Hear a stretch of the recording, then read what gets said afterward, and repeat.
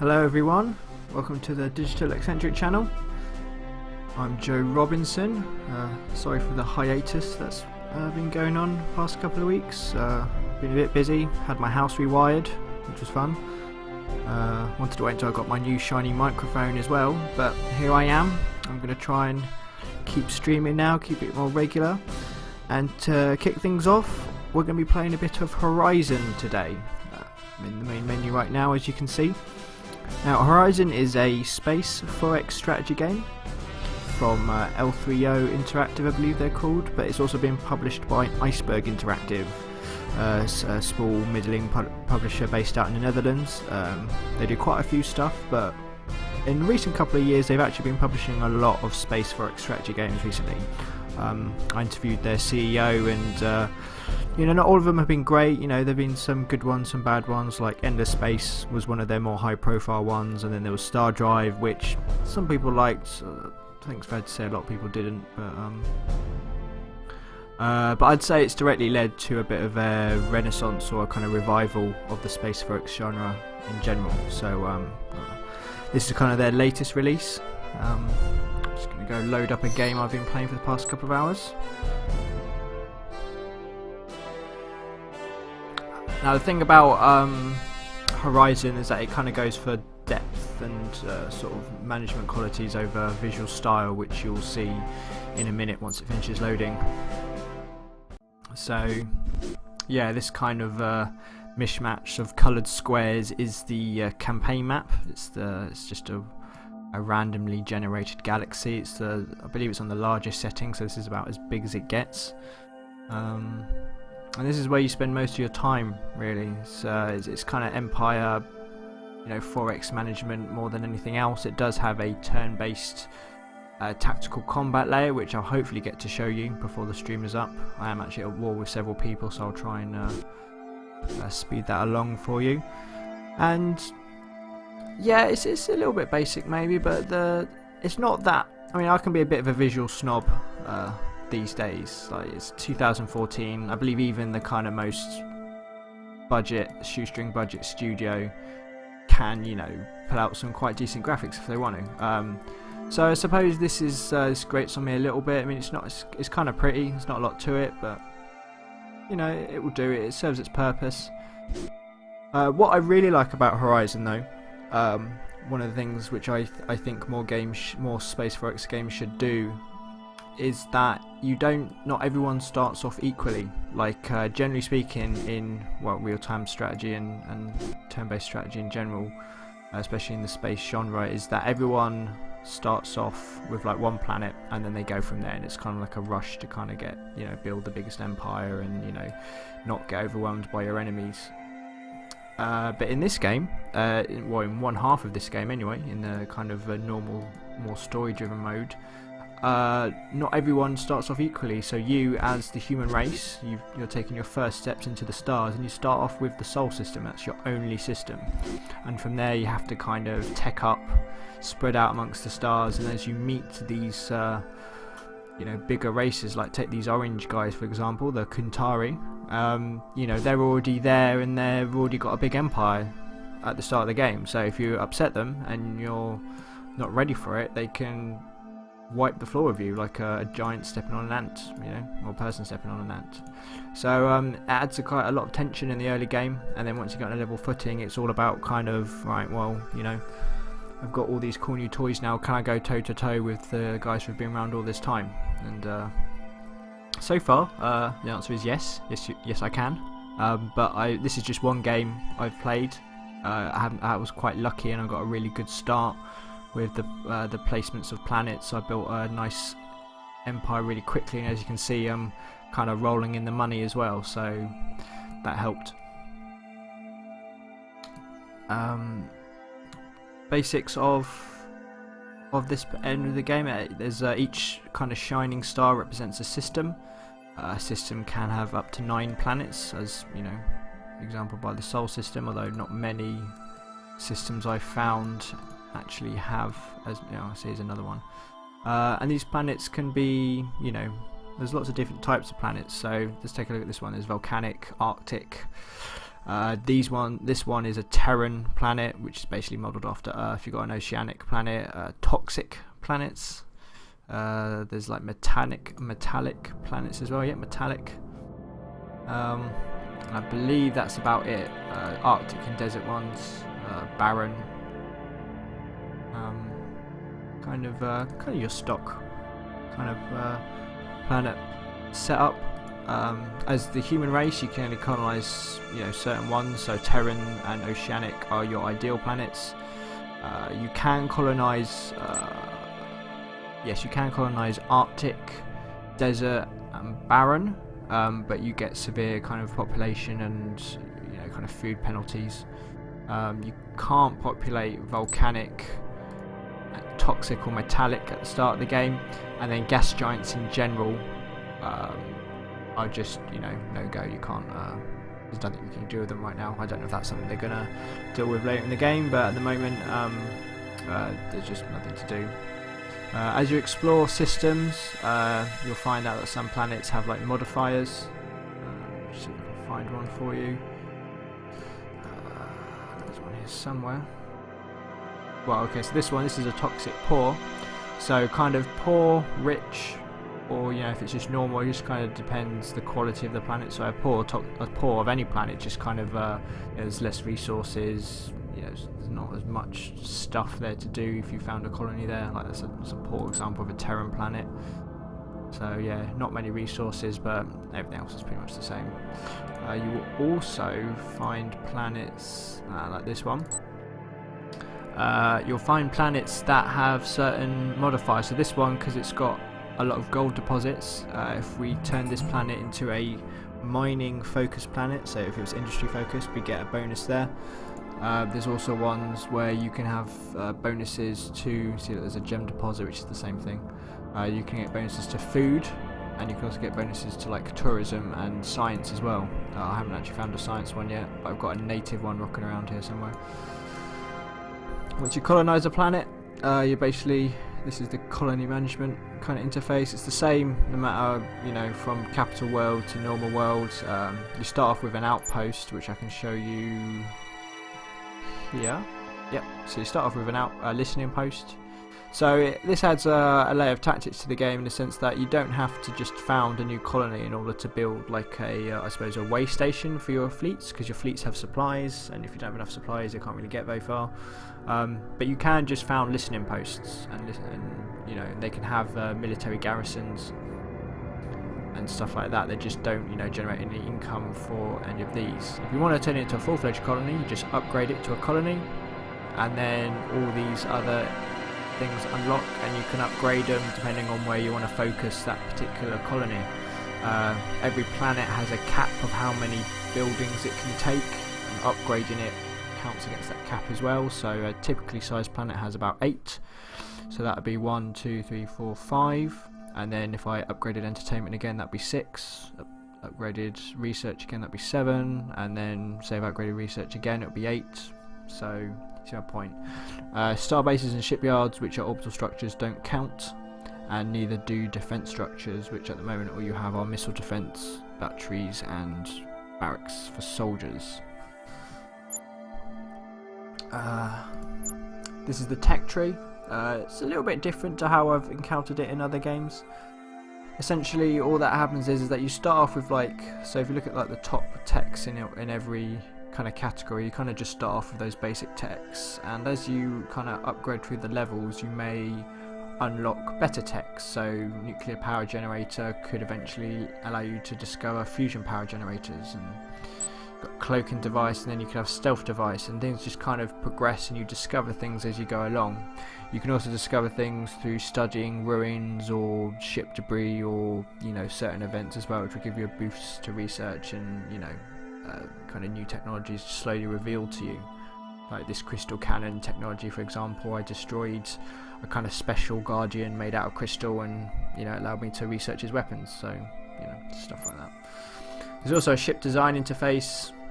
It's fairly basic. This isn't.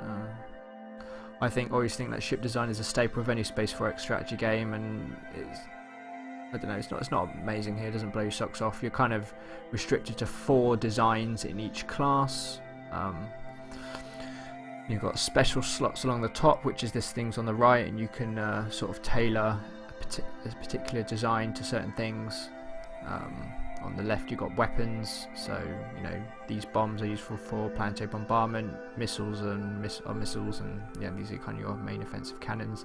And at the bottom are the kind of key systems. Now these are pretty much fixed, although you can say in this case I've researched Stratium armor, which is meant to be better than titanium armor, so you can swap certain base systems out for better versions. But you know you have to be careful of space limits and you know costs and all that kind of stuff. These are kind of representations of my fleets, kind of rocking around. I'm at war with the reds and the yellows right now, so I'm just kind of positioning some troops in order to, over here especially, I've got a colonizer en route to this system, and I'm going to build an outpost here. So again, I'm using the kind of colonization system as a kind of tactical advantage, so that I can have a way station, so my fleets can resupply without having to go all the way back to, you know, my core territories, because it does take a while to travel in this game, especially if you're out of supplies. So let's just. This is the kind of tactical battle interface. For some reason, the game. Well, I know why it's doing this, but I have to kind of suffer through the kind of automatic round each turn. It doesn't just happen automatically, but right. So a new turn's gone on. This is just Galaxy News. I've got this quest thing where I have to make a percentage of my income to this guy because he gives me tech or something. Any buildings you've made, or made major progress in titanium armor. That's good. And then this is just you know, exploration stuffs.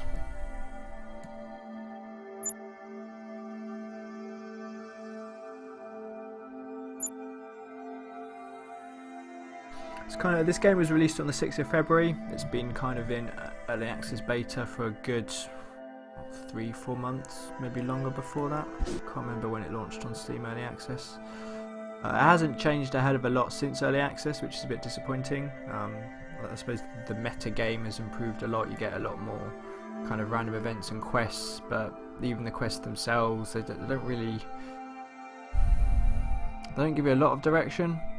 Like for example this one, you know, I can speak to someone who's on a planet in this sector. Now the sector setup is a bit weird, you kind of have to get used to it. It's not laid out in an order you'd instantly recognise, but it's like that's kind of like a long thing, because you know I'm not gonna just go over there, especially if it's miles away, just because I'm supposed to. I'd rather expand my way out there. And there's a lot of stuff which mainly revolve around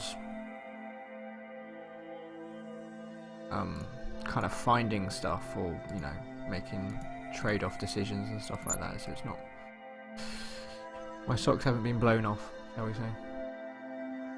But you know, it's not bad.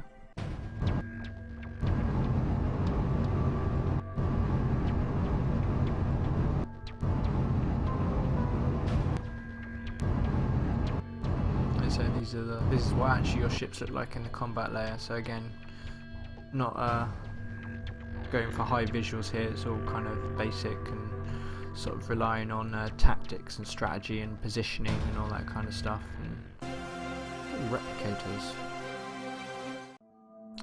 very nice.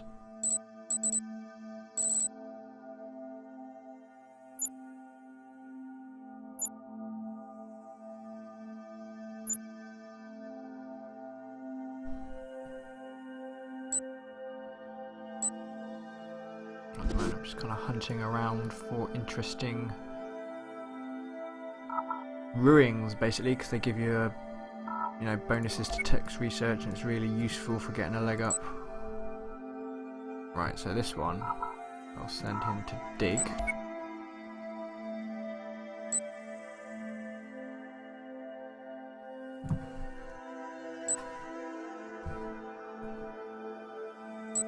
This one has, again, gold deposits is the same of gem Another kind of deposits, just basically a boost to industry and research.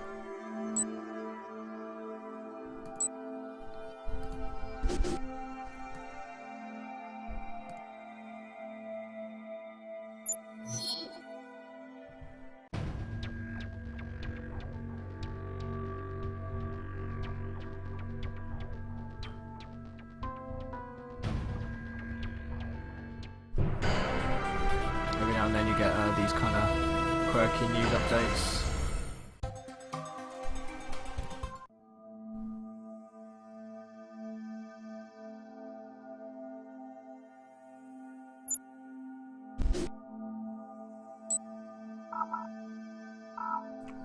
Colonize this.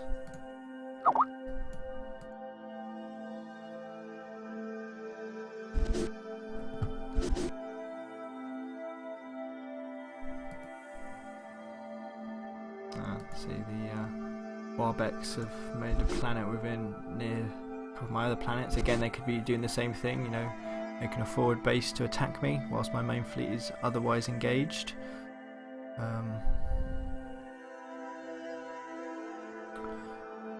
So we'll have to see how that plays out.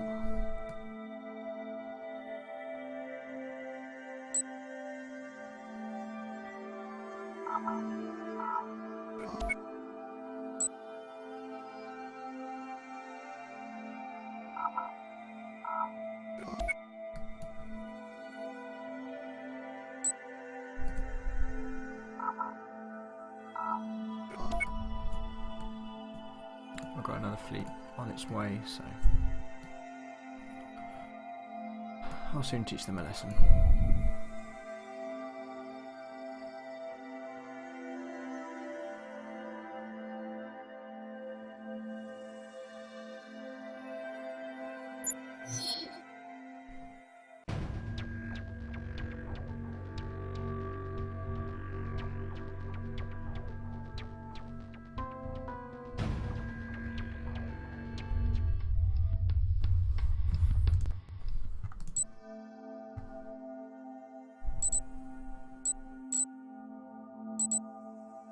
Yep, as you can see, EDF2, EDF, they've been resupplied, which is what I wanted. Now I can start taking names, essentially.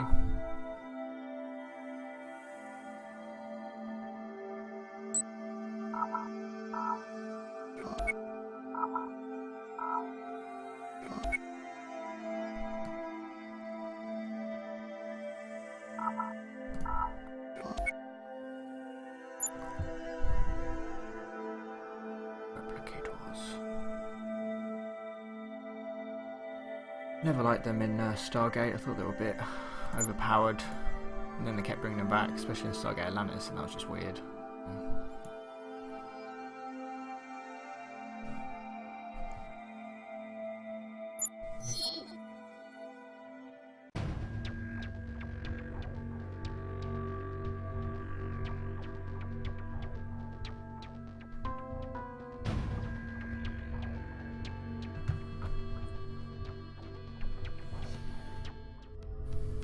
Discovered a new race.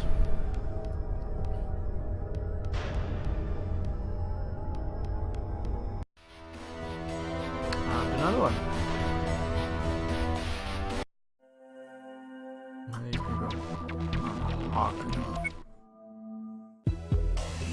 And the Vararians. In the kind of normal mode of the game, the story goes is that these guys, the Vararians, they kind of created another race. I forget what they're called, but I can tell you about them, show them in a second. They created another race in order to try and create the perfect companion race. Unfortunately, they didn't like their creation, and so they tried to wipe it out, just because they can, I suppose. And the Cortaz, as they call, kind of fought back and kind of hid. And when they hid, they also spread the seeds of new life throughout the galaxy, and that's what's meant to be your races. So the Vararians now just kind of sitting back and watching what their former companions have done, and taking a subtle interest in maybe there will be a new companion race. if they're not satisfied, I think they just wipe you off the map if they can, so have to be careful.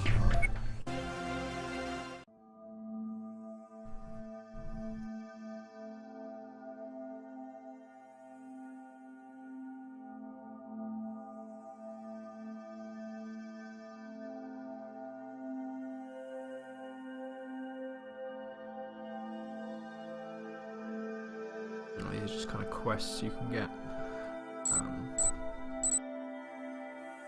Kind of weird. Again, they don't tend to do a lot.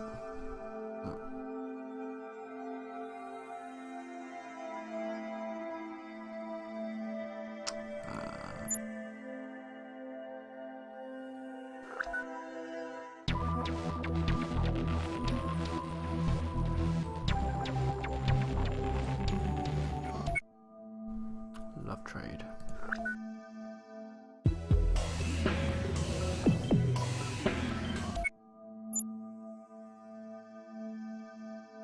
Yeah, so these guys, these are the Cortaz. So we only have one planet left by those things, which is it's a shame, but that's why I will protect them.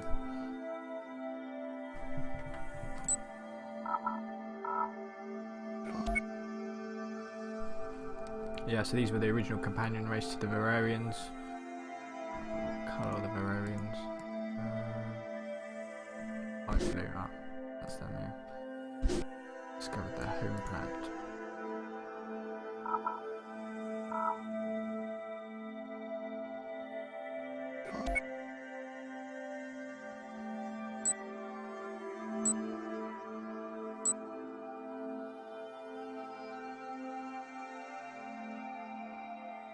I see it. If you look here, the Harken, they can live on metallic planets straight away because it's because they're crystals. They don't really need earth and water and soil and all that. Like other similar games, like Sword of the Stars 2, for example, you can colonize planets within a system already claimed by, or already colonized by another race. That's happened to me several times. I think I've done it several times. It can lead to tensions between the two races, but then again, there can be tensions anywhere without you actually doing anything. This game can be a bit weird like that. But there you go.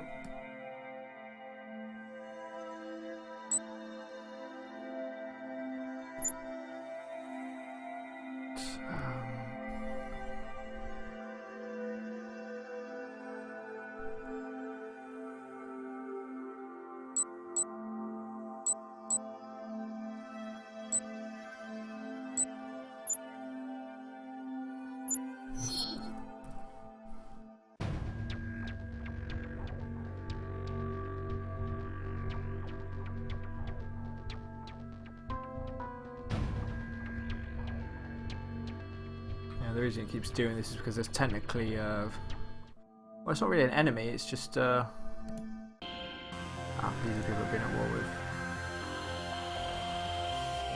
Oh, they want to give me tribute, do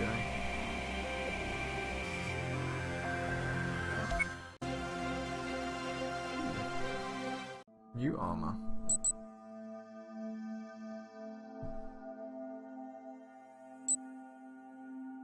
So yeah, so because I had major progress in Stratium armor, I assumed that then unlocked Geranium armor.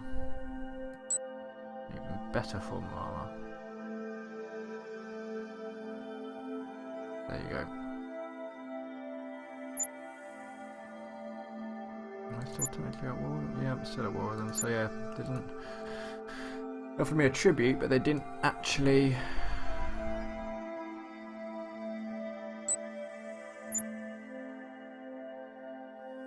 ask for a ceasefire. Maybe they think they don't need it. Ah, see, yeah, there's one. There's natives. The natives on this planet would give me an increased food production on this planet if I were to turn it into an agricultural world. Planet management is a little bit wonky still, I think.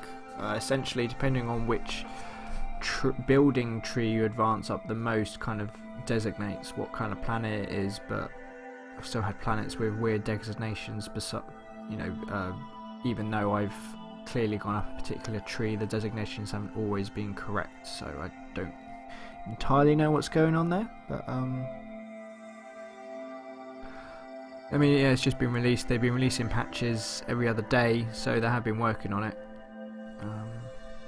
I think perhaps there's some, I don't want to say it's boring, but I don't know, there's not a lot of turn-to-turn enjoyment at the moment. Like even with something like Civ, where especially in the later games, all you really do is doing a few kind of management elements and just kind of clicking through the terms. I don't know, there's just something off at the moment.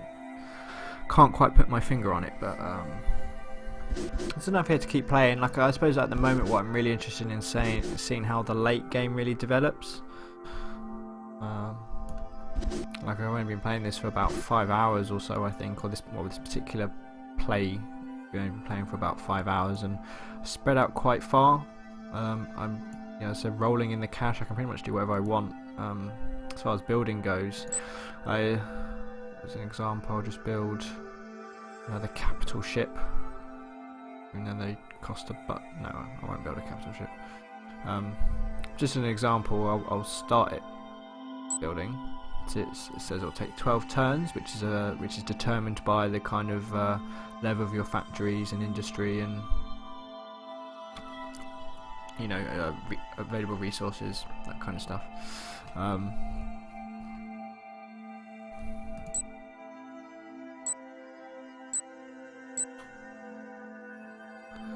But you can press this button right here, so you can increase production to complete something early, and it basically just rushes it to 1 turn, which is quite useful in early games. If you can get a good kind of money flow going, you can rush a lot of stuff, but it kind of gets a little bit ridiculous when you've got too much money, because you can found a new colony and then throw up a star-based shipyard, barracks and missile defense in basically 1 year, which is what 1 turn encompasses. So it kind of, I suppose, breaks the immersion a little bit, but I guess it's just how the mechanics play out in the end, I think.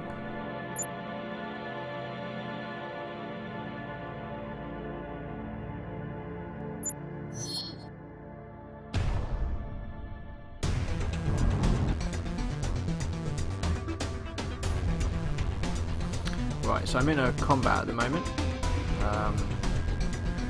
It's been triggered because there is a Barbeck scout in one of my systems, and my planet is armed with missile defense batteries, so it's launched this wave of 9 missiles at the scout, so the scout's probably going to be killed off in fairly quick order.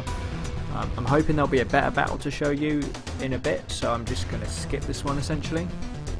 So I'll just skip it there. And it has to tick through. There's 20 rounds available in a turn, so if you're fighting a match you have 20 rounds with which to win essentially. What do they want now? Oh, they want a peace treaty, do they?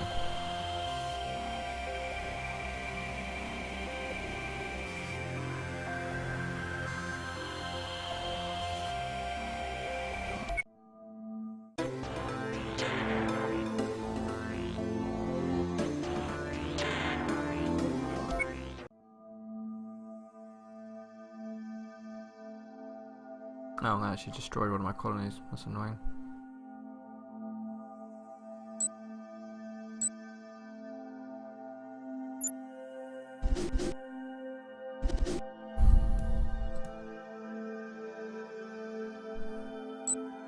But again, this is where I suppose things get a little bit broken, so I'll build it. Oh no, 72 turns. Splurge. Money. And, I can replace that quite easily, so...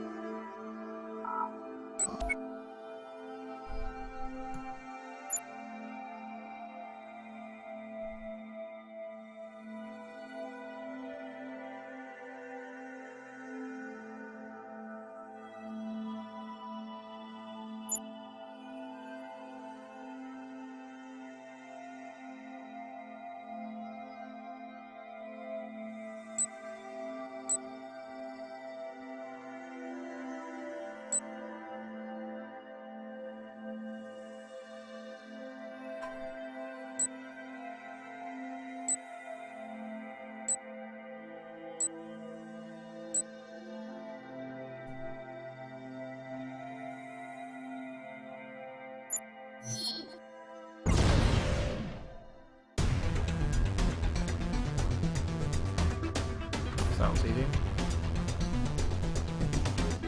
Is that colony wiped out? I imagine it was just a forward outpost, so wouldn't have been that hard to take out.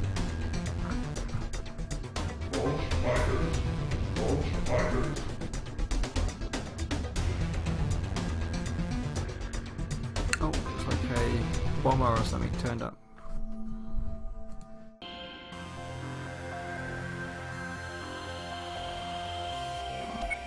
No, I'm not stopping. I'm winning.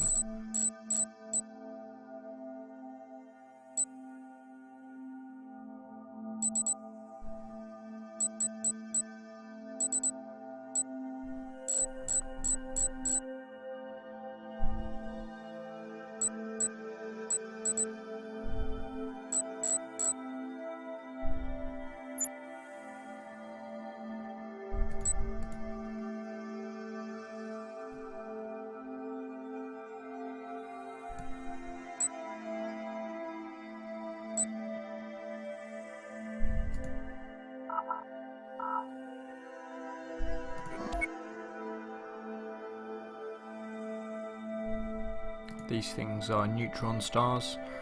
At the moment all they do is kind of block sensors and communication. There's never anything useful in them, like same with black holes actually. There's one down there, there's one down there. They're not really do anything right now, so even though you can explore them, there doesn't seem to be any point to it at the moment. So I'm not sure what they were thinking of doing with that system in particular.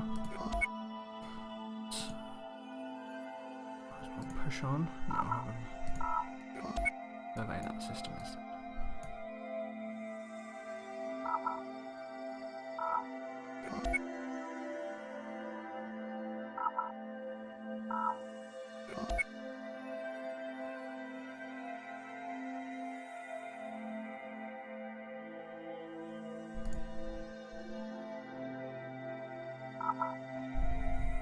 Right, so I think you can choose which sector you engage, so I'm going to choose to do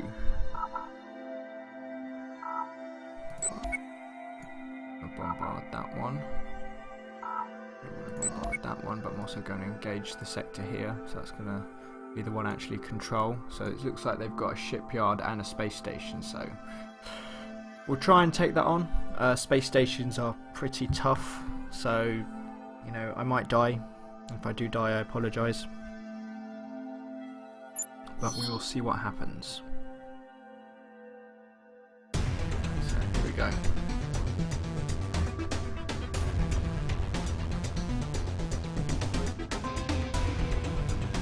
So they've got one light scout. So as you can see, so the only problem I really have with like the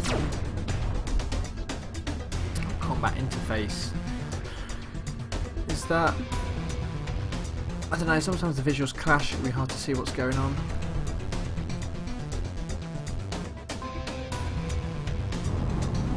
I mean, essentially what you do is you left click. These green squares indicate it's you know, movable area. Every unit has a limited range it can move in one turn, or in kind of one phase of the round. So you left click to move in a valid space, you right click to orientate direction. This direction is important because as you can see down here, there's lots of different zones, like this is shields, this is armor points, so direction can be important. And when designing ships as well, you can stick weapons in different areas, and depending on kind of what weapon you put in, they'll have various fire arcs, so you can have powerful side weapons that can only fire out to the side, or you can have weapons that can go anywhere and shoot anywhere. So it's really, really up to you how you do that one. Yeah, they're probably not going to last much longer.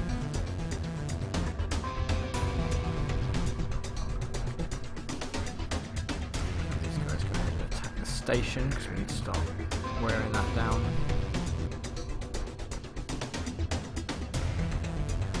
At the moment I haven't really figured out the merits or otherwise of kind of attacking from different directions. Certainly when shields are concerned, like this one doesn't have a shield by those things, but where shields are concerned, think it's better to tack the same direction just to weaken it, but then as far as armor points go, kind of in-game guide suggests that you attack from multiple directions just to kind of overwhelm them.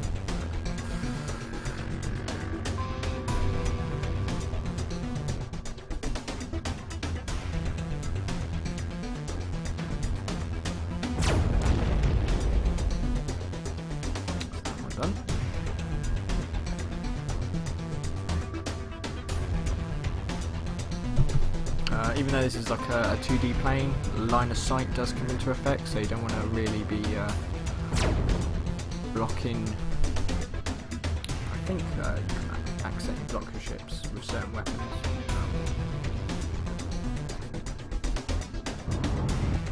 Certainly, no two ships can occupy the same space, so have to be careful with placement.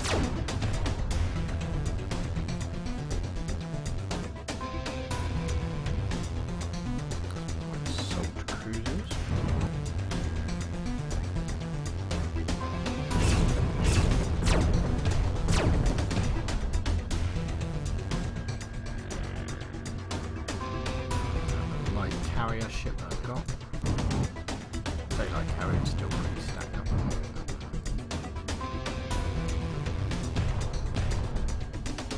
Yeah, so as you can see, says my two crystal cannons, well my two lots of two crystal cannons, they're out of arc, so I believe I've got them just as kind of regular mounted, but regular mounts can only have 120 degrees firing arc, and because my ship is facing the wrong way, it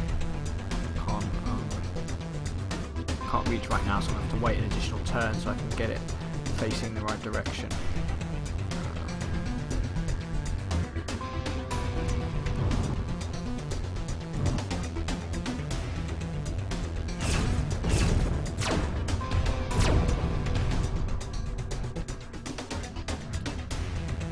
Not quite sure what determines hit values and stuff, like especially with these larger ships and the larger weapons. I don't know whether it's better to be further away or whether you can stand to be a bit closer perhaps.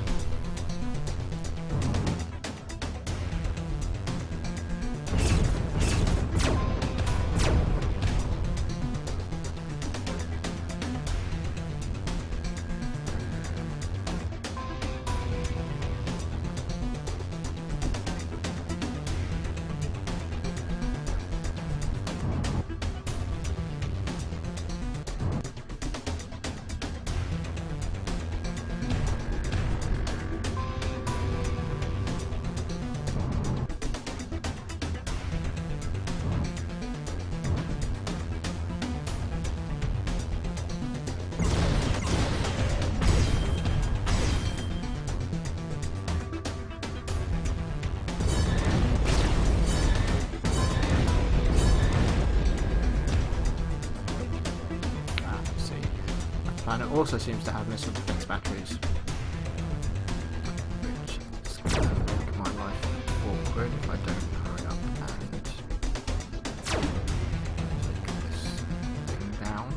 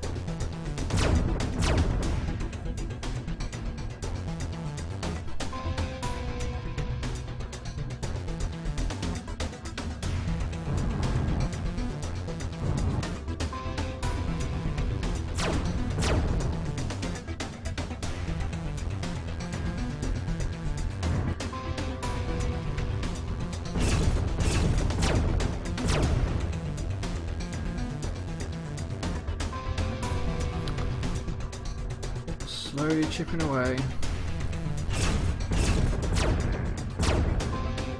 Might do a couple more rounds and just auto it, just get it over and done with, really, because I only really wanted to show you combat, just so you can see what it's like. It's not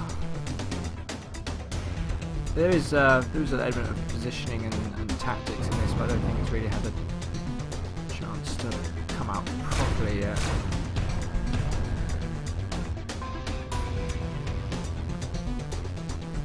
Especially when you get to a certain point like this, and I don't really see the point in moving around right now. It's just like a waste of effort.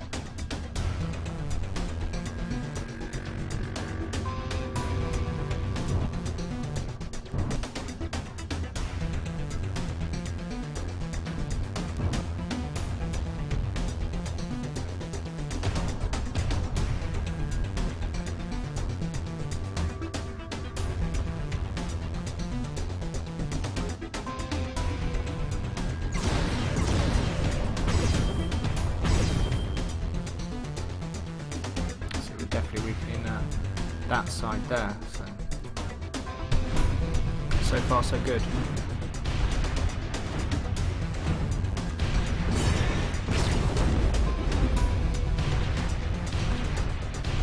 a lot of the missiles are slamming into it. There's another wave of those missiles.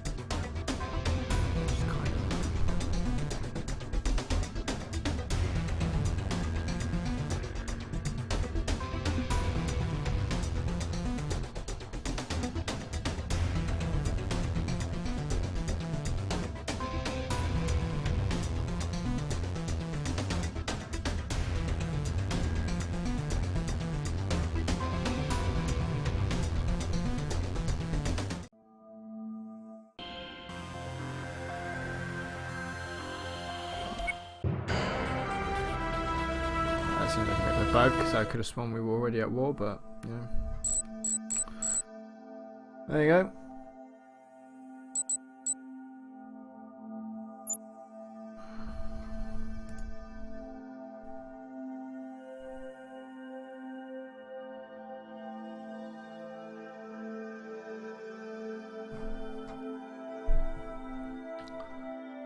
So yeah, again, a bit of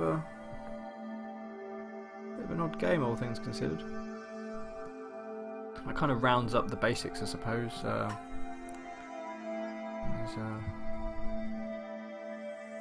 kind of a overview of your empire, fleet ledger, again the journal for quests, and you've got a legend here which is quite useful.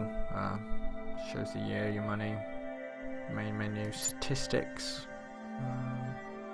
got my human, the green, fleet score. Yeah, I'm quite good on fleet score, but now it's tanked a bit after that one by the looks of things.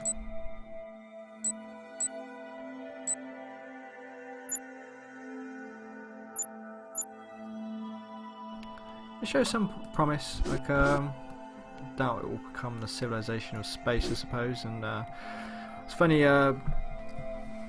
again talking to Iceberg CEO a few weeks ago for Strategy Informer, one of the things he said is, well, one of the things that kind of defines this genre at the moment is this game better than Masters of Orion 2? Well, I've never actually played Masters of Orion, so I can't really comment on that. So far, no game seems to have yet been able to beat Masters of Orion, especially games that I prefer better over this, I think, so I doubt this will be the Moo beta. But, you know, all in all, it's got some promise. It's still being worked on. I'll be interested to see, you know, hopefully it sells enough so that they can expand on it, so it'll be interesting to see how they do expand on it. I definitely think there's room for improvement in combat, because I mean, combat's the only other thing really that makes this game interesting, because after that, other than that, you're just kind of clicking turns and rolling in money. Combat is a little bit grindy at the moment, a little bit tiresome. It's not very intuitive either, I'd say. Like, I think I basically lost that battle, and I'm not entirely sure why. You know, I had a big fleet, I was, you know, firing away. Maybe my tech wasn't as good, but again, it's down to the star bases are really tough. Like, they're kind of like the ultimate defense of this game at the moment, it seems. So, but yeah, there's definitely room for improvement. I am reviewing this game officially for Strategy Informer, so if any of you do read that, my review will be up hopefully by the end of the week, so you can read some of my impressions fleshed out a bit. I hope the stream was alright. Again, because it hasn't been consistent, I'm still kind of feeling my way into this kind of streaming business.